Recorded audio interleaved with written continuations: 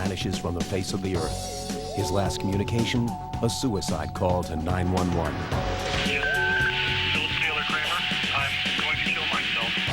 But his loved ones think it may have been foul play. He told me, he says, if I ever say I'm going to kill myself, don't you believe it. The incredible story behind the mysterious disappearance of Iron Butterfly bassist Philip Taylor Kramer, and the saga of the king and queen of punk rock, Sid and Nancy. Sid really couldn't remember killing her. Was the death of Nancy Spungen an accident or murder? New theories may uncover the truth about the Sex Pistol and his punk princess. This is what makes me very suspect of the theory that Sid killed her. Plus, Tim and Jeff Buckley, a father and son who barely met, share parallel lives and deaths. And for the father and the son to both die that young, it was just horrific. And later, is Elvis still alive? These people swear they can prove it. We found Elvis Presley's handwriting on FBI documents dated after his death. Has Elvis really left the building? Judge for yourselves. These are the myths, the legends, the forbidden truths of rock and roll. This is Vh1 Confidential.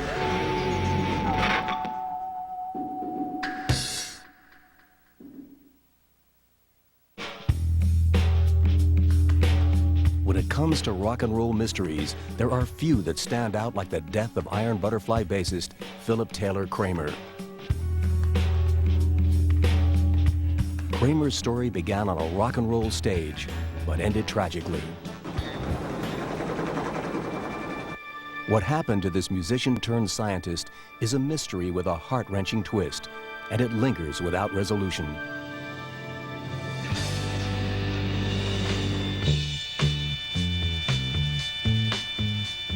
You may have loved it, you may have hated it, but in 1969, if you owned a radio, you couldn't have ignored it. In a garden of Frida, honey, don't you know that I'm loving you? Iron Butterfly's In-A-Gadda-Da-Vida was a huge success, a hit song that perfectly fit the times. But sudden fame and non-stop touring would prove to be a bad combination for Iron Butterfly, and in 1972, they split up. But just 2 years after the band's breakup, an enthusiastic bassist and singer named Philip Taylor Kramer convinced Iron Butterfly to reunite. Drummer Ron Bushy credits Kramer with motivating them to record again. In my mind, I see a mirage. We got an album deal with MCA and put out 2 albums, Scorching Beauty and Sun and Steel. But despite Philip Kramer's best efforts, the comeback stayed back. Dropping his first name, Philip, Taylor Kramer decided to change more than his name. He kicked the music habit and went in an entirely new direction, moving from rock and roll to rocket science. After Taylor got his electrical engineering degree, it was around the time that aerospace was just booming. Taylor went to work for a team that designed the inertial guidance system on the MX missile. Taylor's inspiration came from his father, with whom he had worked on physics projects his entire life.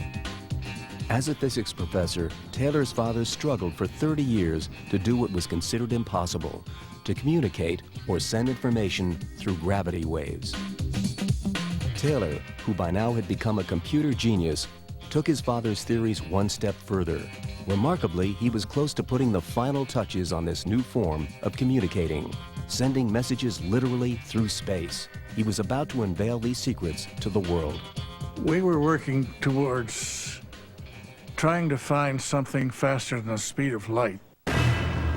Something that would totally revolutionize the way we communicate today and travel. To put that in a nutshell, we're talking beam me up Scotty. That's it. As Taylor came closer to the answers he was searching for, he became totally consumed and distracted, working endless hours, depriving himself of sleep. He hadn't slept for probably 10 days to 2 weeks before his disappearance. When you're sleep deprived, and as my brother was, I think that he just mentally got where things were very stressful for him. No one knows if what happened next was a result of his mental state or of something more sinister. On February 12, 1995, Philip Taylor Kramer took a routine trip to Los Angeles International Airport to pick up a friend. But before the friend even deboarded the plane, Kramer mysteriously vanished from the airport. No one saw Taylor Kramer at LAX, but a parking record proves he was there. He signed an IOU to pay the $3 fee he didn't have with him and drove away.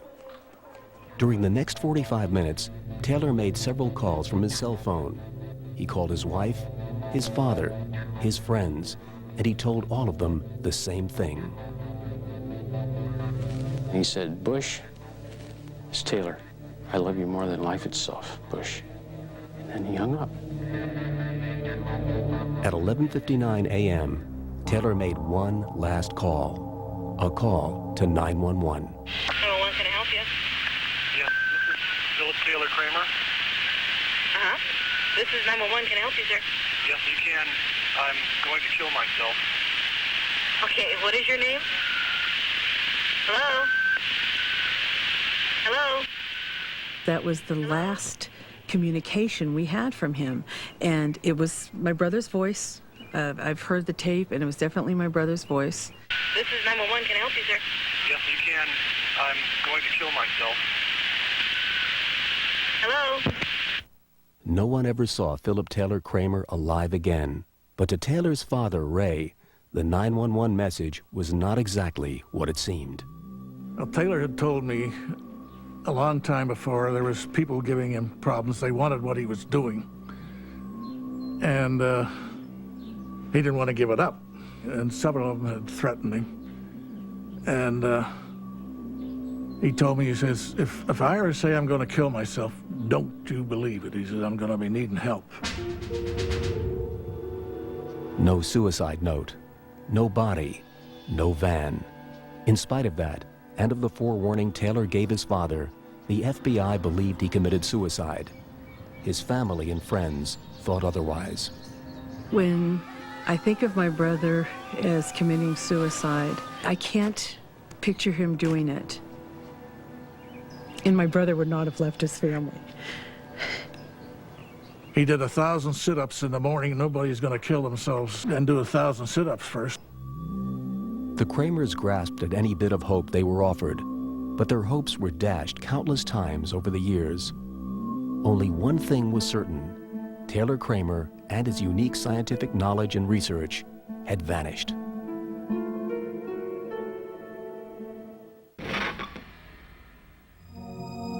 Philip Taylor Kramer, the Iron Butterfly musician turned scientist, was nowhere to be found. He had been working on a revolutionary method of transporting information and matter through space, a discovery his family believed was so valuable that Kramer had reason to fear for his safety. When Kramer mysteriously vanished during a trip to Los Angeles Airport, those fears may have been realized. The only evidence left behind were a series of phone calls, some to family, some to friends, and one to 911. 911, can I help you? Yes, this is Philip Taylor Kramer.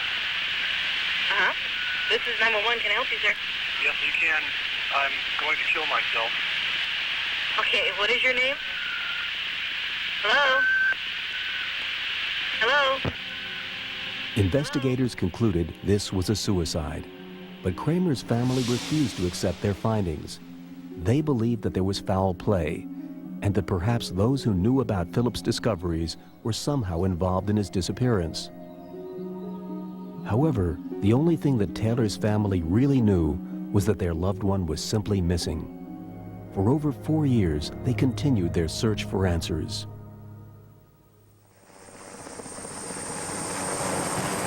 On the afternoon of May 29, 1999, some of their questions were finally answered. The Kramers received incredible news that both brought them relief and broke their hearts. In a canyon a few miles away from Los Angeles Airport, hikers stumbled upon a van. Inside the van were human remains. After a few agonizing days, dental records proved beyond question that the body found in the van was that of Philip Taylor Kramer. One part of the mystery was solved, but another was only beginning. We were under a lot of hope that possibly my brother was alive somewhere, or that maybe someday we would see him again. But now it opens up more questions, and we need to know what happened to my brother. A few days after the grisly discovery, his sister Kathy visited the place where her lost brother had finally been found. This isn't what they would call a suicide cliff. You don't necessarily die going off.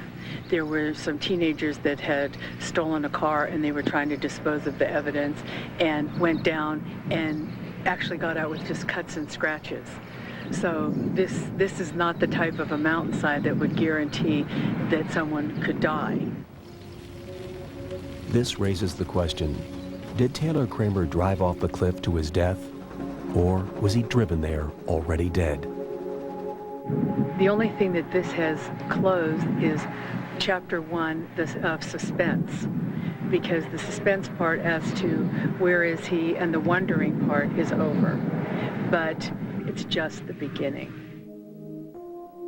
Every day, the family asks themselves, was it murder, suicide, or an accident? In spite of their continuing search for answers, the truth may never be uncovered. For Kramer's sister Kathy, music is the bond that keeps her brother's memory alive. She even wrote a song called Brother, My Brother, in his honor. Oh, brother, brother, where can you be? He's missed very much by his family and friends. There's a day doesn't go by that I don't think of him. Often. A lifetime of feelings and memories. Oh, brother, brother, where can you be? The antique people are down. Their names were Tim Buckley and Jeff Buckley.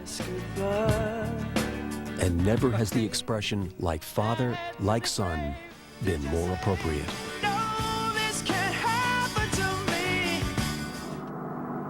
Two singer-songwriters, two untimely deaths, a father and son who met just once, but followed each other from life into death. For the father and the son to both die that young, it was just horrific.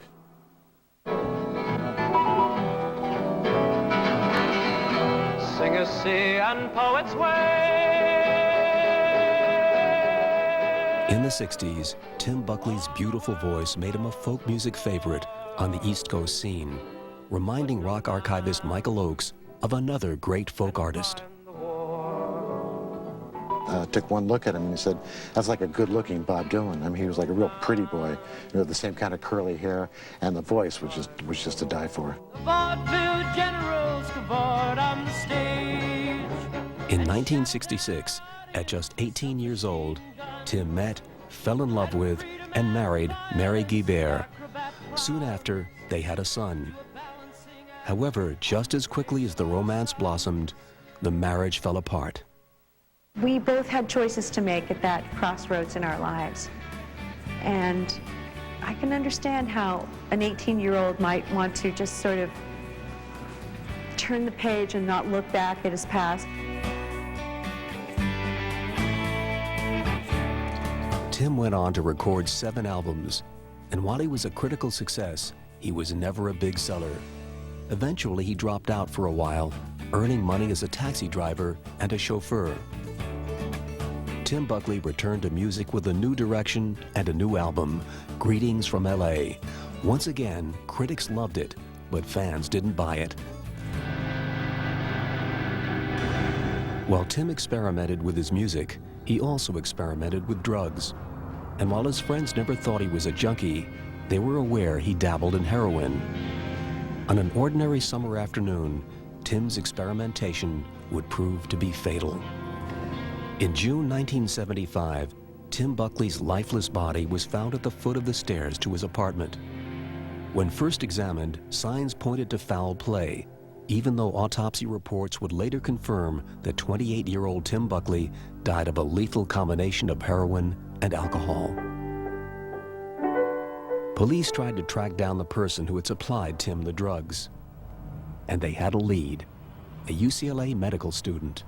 And while the student claimed it wasn't his fault that Tim OD'd, he was charged with second-degree murder and served 4 months in prison for involuntary manslaughter.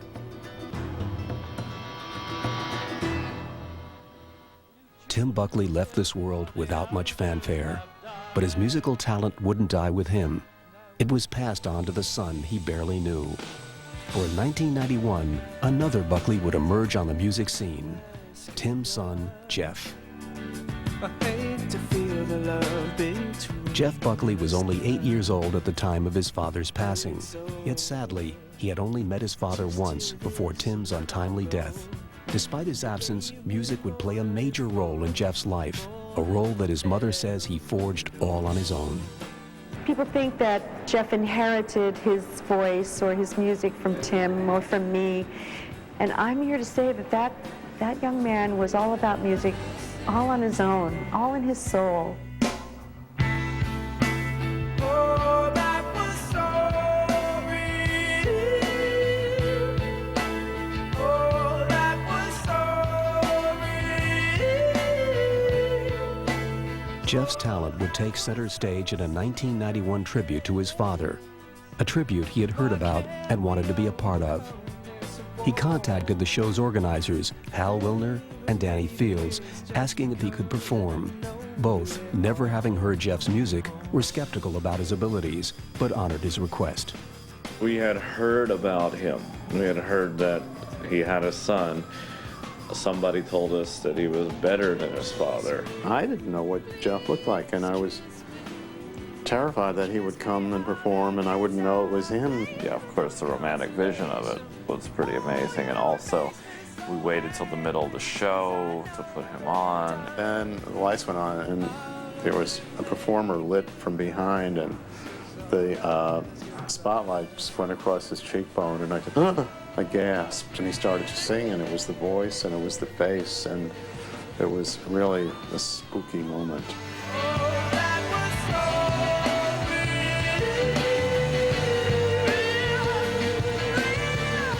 Jeff Buckley blew the crowd away. He looked like his father and sounded even better. Danny Fields, the director of publicity at Elektra Records during Tim's heyday, was shocked by Jeff's talent. It's not like he studied vocalizing with his father. He didn't know him. His 2 albums would go on to sell much better than his father's music ever did. But in 1997, at just 30 years old, Jeff's life would also end tragically and prematurely.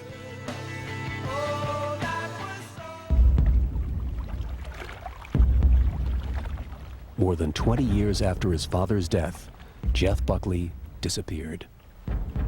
I got a phone call from the Memphis police telling me that he was missing.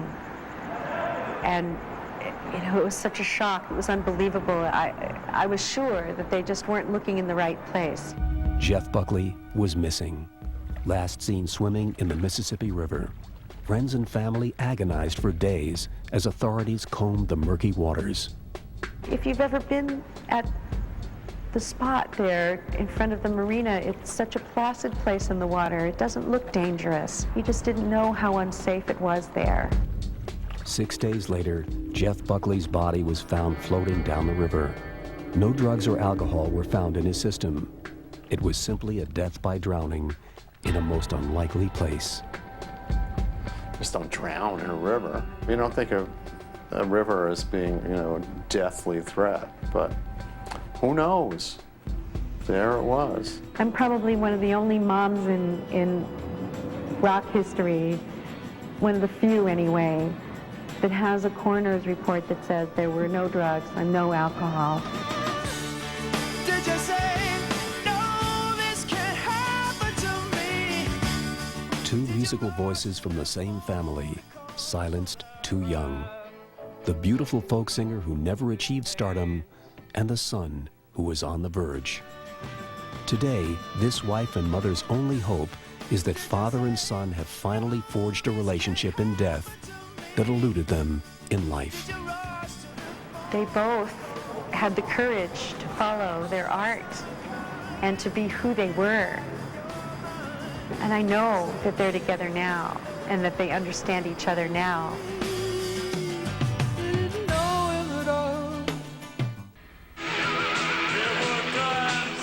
In the late 70s, they were the quintessential poster couple of the punk rock movement. Sid and Nancy, a combustible combination that would end in tragedy. Nancy Spungen murdered in a seedy hotel room.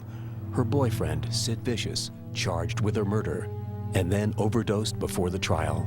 Well, the big myth about Sid and Nancy, of course, is that they had a suicide pact. More than 2 decades later, this central question remains. Did Sid kill Nancy and then kill himself? But this sordid tale of sex, drugs, and punk rock is scattered with other mysteries and myths. Stories that run the gamut from drug overdoses to mental institutions to an even stranger urban legend that followed Sid's death. The legend of Sid and Nancy continues to be one of rock and roll's greatest unsolved mysteries. Sid and Nancy were two of the most controversial figures that emerged from the punk rock scene.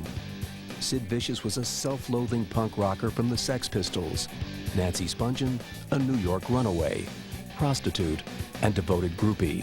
Legs McNeil, co-founder of Punk magazine, remembers them as two extremely damaged human beings who were made for each other. Nancy was a self-professed groupie on the New York punk scene who was desperate to find herself a rock and roll boyfriend. And when she didn't get one in New York, she went to London and she hooked up with Sid Vicious. According to Eileen Polk, a photographer on the music scene who befriended her, Nancy had the perfect calling card to get in with the band: drugs. She made no effort to hide this. She also made no effort to hide the fact that she had earned the money to buy the drugs through prostitution. When Nancy brought her punk rock trophy home to New York, she gloated about her conquest. She had finally made it. She came back from London with a rock star, and a famous rock star. I think they were in love, you know. I think they really were in love with each other. But they became the famous couple, Sid and Nancy. Sid and Nancy's relationship was bound by drugs, and Sid's usage started to take its toll on the Sex Pistols. Eventually, Nancy was forbidden to tour with the group, driving a wedge between Sid and the band's frontman, Johnny Rotten. It was a situation that would lead to the group's ultimate demise in January 1978. In the aftermath, Sid became despondent. When the Sex Pistols broke up in San Francisco, after their last show at the Winterland Garden, Sid consequently flew back to New York and overdosed on the airplane and was admitted into the hospital. It was just the first in a series of drug overdoses. Sid eventually recovered and was released from the hospital, but Sid and Nancy's drug habit had spiraled out of control, and in order to feed their habit, Sid played high-paying gigs at the punk rock club Max's Kansas City. And Sid was extremely high. Consequently, the shows were really horrible. You could see Sid standing up there, well, actually kind of teetering up there because he was always nodding out. It was really, really sad. It was really tragic. By the middle of 1978, Sid and Nancy spent most of their time in a drugged-out haze in room 100 at the Chelsea Hotel. They even developed a penchant for playing with knives in bizarre bloodletting games. But those games may have turned deadly. For on October 11th, 1978, the couple's warped fairy tale romance would end in tragedy. Nancy Spungen was found dead in their hotel bathroom at the age of 20. Nancy died from a knife wound to the lower abdomen. It was apparently about an inch wide, and she bled to death. And there was a trail of blood leading from the bed where she was sleeping or lying with Sid to the bathroom, and she was found dead on the bathroom floor. According to Sid, he had passed out cold from an overdose of downers called Tuinals, only to wake up to find Nancy face down in a pool of blood. Sid claimed to have no recollection of how she got there, but police weren't so convinced. With Sid as the only witness, the myths surrounding the murder of Nancy Spungen were born. Did Sid kill his beloved girlfriend in a drug-induced rage? Did Nancy die accidentally in some twisted, dangerous game? Or was there some other explanation? The people who I know who talked to Sid and asked him what had happened said that Sid really couldn't remember killing her. I think he would have. You know, even if you're in a blackout, I think he'd remember stabbing your girlfriend in the stomach. But with no witnesses to back up Sid's recollection, the rumors began to swirl. The main one centering on a drug deal gone awry. I heard that the night Nancy died, she was making phone calls to try and get drugs delivered. I also heard that she was claiming to have lots of money and offering anyone who would deliver drugs a lot of money. And this is what makes me very suspect of the theory that Sid killed her, because there was no money found in the apartment the night that she died. And Eileen theorizes if Nancy did have large sums of money in their apartment, she wouldn't have shied away from a threatening situation. I think that if someone showed up that night at the Chelsea and tried to rob or threaten Nancy, that she was the type of person that would have fought them. Nancy was not afraid of anybody. But police already had their suspect. On October 12, 1978, Sid Vicious was arrested for the murder of Nancy Spungen. He was booked into Rikers Island and was later released on $50,000 bail. His trial was set for a later date. Accused of murder and his girlfriend gone forever, Sid became distraught again. An attempted suicide took him from the jail cell to a padded cell, Bellevue Mental Hospital.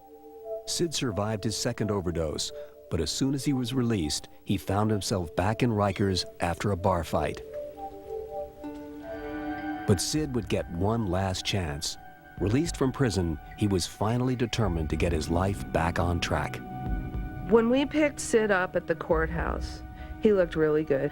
You know, he looked very healthy. He really looked a lot better than he had at the time when he was performing at Max's. While the murder charge still hung over the fallen punk star's head, Sid tried to put his life back together. He started by settling in with a new girlfriend named Michelle Robinson. On the night of his release, Michelle, Eileen, and Sid's mother, Ann Beverly, planned to celebrate with a dinner in Sid's honor. The relaxing dinner ended when a knock at the door brought drugs crashing back into the life of Sid Vicious. I could tell as soon as these people arrived that drugs had arrived, because all of a sudden people were going into the bathroom, looking around in bags and drawers for stuff. What had been kind of a calm, relaxing end of a dinner turned into something different, and it became unpleasant.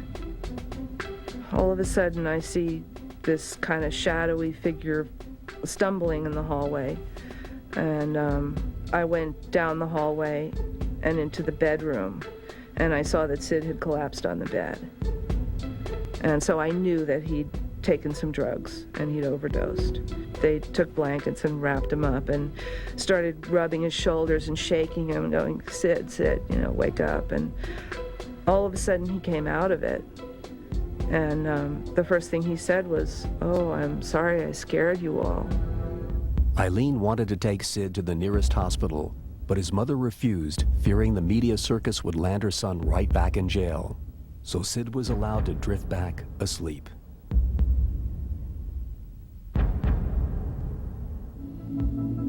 The next morning, February 2nd, 1979, the infamous legend of punk rock was pronounced dead of a heroin overdose, found in his new girlfriend's bed while she lay sleeping right beside him. Sid Vicious would never be tried for Nancy Spungen's murder. I think the police believed that Sid killed Nancy, but I think that they were looking into other possibilities. The thing that bothers me is that they didn't follow up on those other possibilities. I think that if Sid had lived, they would have had to. The mystery of Nancy's death would forever remain unsolved, the answers perhaps lost along with her boyfriend's own tragic fate. But beyond these nagging questions surrounding Nancy's mysterious death, there lurks another legend, this one a tale about Sid's missing ashes. The myth of Sid's ashes, the story was, and I think it was reported in the press this way, that Ann Beverly, Sid's mom, had the ashes in her hand and was running to catch an airplane and spilled them on the runway, and you know, all the ashes blew away from the jet engine. I remember reading it. The story has been circulating since the week of Sid's death, but Nancy's friend Eileen Polk insists it's patently untrue. I would really like to find out who made up that story about Sid's ashes being dropped at the airport and swept up by janitors, because that person's a liar. And Eileen says the truth is this. After Sid's death, Anne Beverly wanted to fulfill her son's wish to lay his ashes next to Nancy. But Nancy's mother wanted her daughter nowhere near her rebel boyfriend, even in death. She called up Nancy's mother, and she said, "Can we please bury Sid next to Nancy?" And Mrs. Spungen said, "I'm sorry, but it's a Jewish cemetery." It was kind of an excuse. It was just a way of saying, no, we can't have him buried next to her because my family thinks he killed her. But Mrs. Spungen did tell Anne where Nancy was buried, and Anne and Eileen paid their last respects. Later on that night, we drove Anne to the cemetery, and it was snowing hard by that time, and she got out of the van and ran off in the snow and climbed over the cemetery wall and scattered Sid's ashes on Nancy's grave. The punk fairy tale ended on a bittersweet note. Sid and Nancy were together for eternity, but their deaths marked the end of an era, and what was dubbed the punk rock explosion had fizzled forever.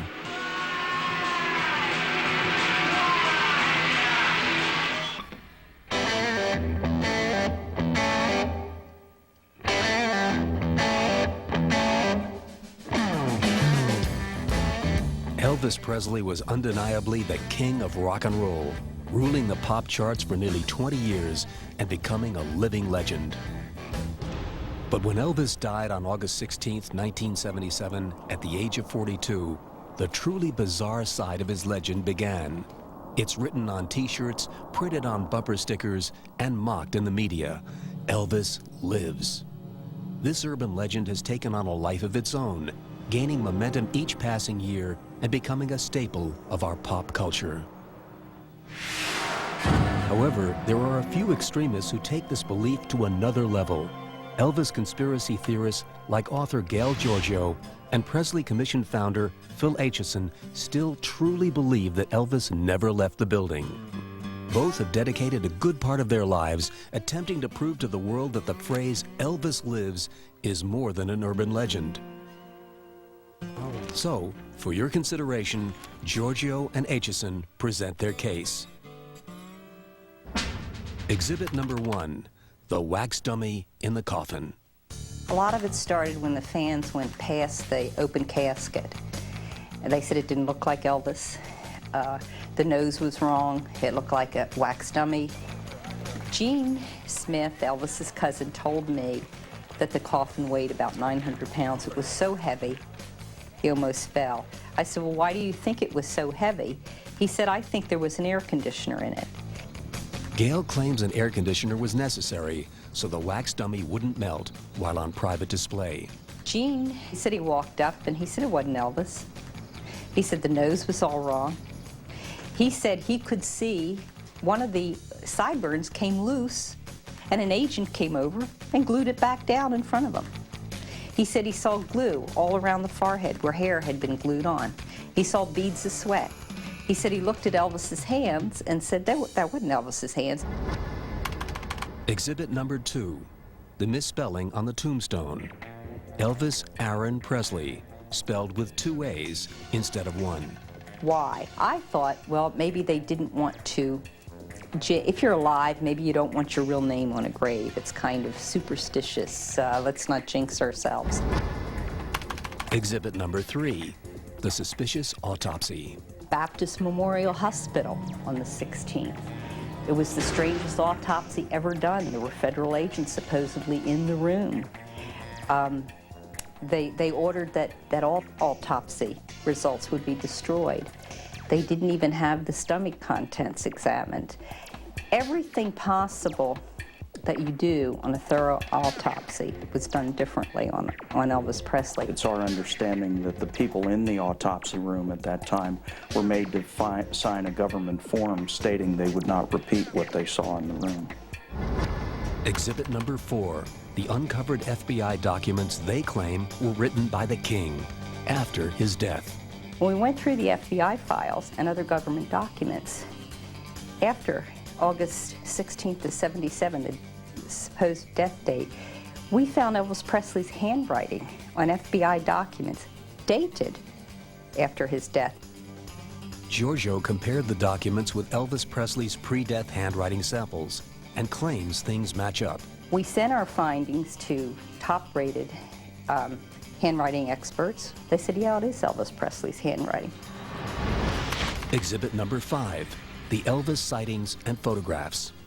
A tourist at Graceland in December of '77, which of course was months after Elvis died, captured a picture in the pool house, which is right behind the pool, and that had been closed off to the public. So it was a big distance, and he got it with his camera, but he didn't even know what pictures he had gotten until later when he was going through his pictures and he saw something in the door.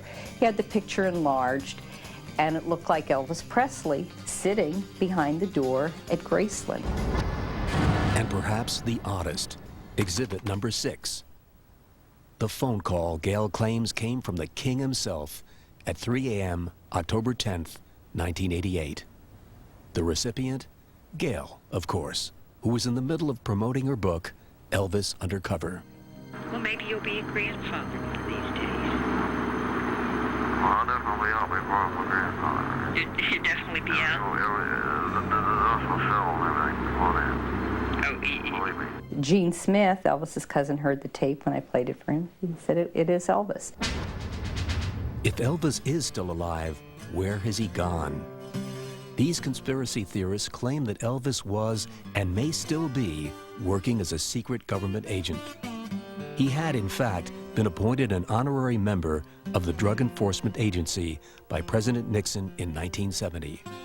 This was an appointment for Elvis to continue working in this war against drugs campaign, which Nixon sought his help in an effort to, of course, combat drugs on the youth of America. What better way would Elvis Presley have to get to some of these people than give the appearance that perhaps he was a drug user? That's not unusual either for someone that is doing undercover work. These Elvis diehards believe the appointment was more than just a goodwill gesture, that Elvis had serious law enforcement aspirations. I think Elvis had pretty well decided toward the end of what he considered to be the end of the career to leave the music business and pursue his astute interest in federal law enforcement activities. And yet, an even stranger story has emerged that may call their evidence into question. This man, Bruce Nelson, claims he actually saw Elvis's body during a botched attempt to steal it. It's a story that he has understandably never spoken about until now. A man came to me, approached me, and told me he wanted some people to help him get Elvis's body and deliver it to his godfather, who was supposedly going to be at the ice house behind the cemetery. So they arrested us and charged us with trying to steal Elvis's body. A body he claims was definitely the king's. I saw the man dead in the funeral home. I mean, I know that was Elvis in the box. I mean, I grew up with Elvis Presley. I know he was dead. But the true believers won't be swayed, and proof, they say, can be found in one of the numerous tabloid photographs. In fact, they're so convinced, these conspiracy theorists say he'll be making a comeback in the near future. We would anticipate that a coming out would be best warranted and best happen sometime within the following year, possibly by his next birthday. Whether or not you believe Elvis is alive, there is one point that can't be argued. Elvis Presley's level of fame is unequaled by any entertainer before or since, giving him an almost godlike status. And in the hearts of his fans, the king will always live. Everybody wants him to be alive. They don't want to believe that the king's dead. Elvis is larger now than he was when he was alive.